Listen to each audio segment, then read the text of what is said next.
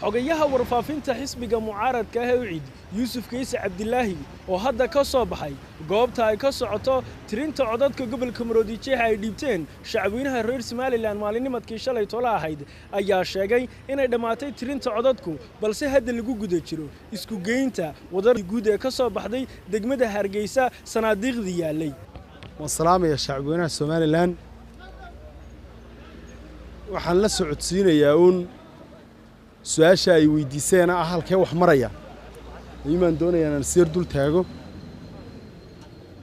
isu geyntii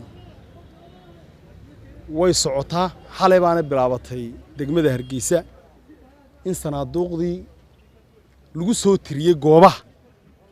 in la isu geeyo waxaana laga yaabaa inay waqti ugu yaraan 2 cisho qaadato sababtuna waxa weeye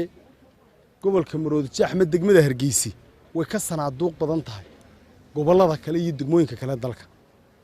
marka waqti bay qaadanaysaa tirintooda sidaa daraadeed meel fiican bay maraysaa si habsame leh way u socotaa waxaan leeyahay aynu sugno waxa way istaba socotaa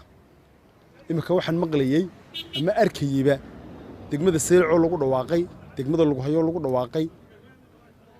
sidaasay isu daba socotaa waxa laga yaabaa maanta in degmooyin badan lagu dhawaaqo waana sidii u kala badan yihiin sida kolba hadba lagu dhameeyo isu geynta imika waxa halkan laga wadaa ee goboladoo dhan laga wadaa maaha tirin maaha codadeed tirintii hore u soo dhamaatay waa isu geyn tirintu waxay ku soo dhamaatay marka tirin la yiraahdo Soomaaliga goobtay ku soo dhamaataa imika waxa la isu geynayaa sanaaduuqdii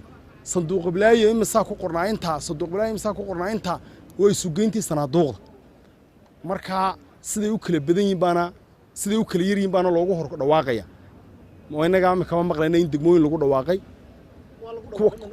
degmooyinkaasi lagu dhawaaqay Seelciyo ku horeeyay xagga Seelco kale waan arkayay lagu hayo kale waan arkayay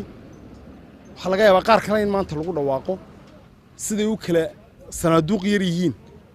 ayaana loo kala hor dhameynaya marka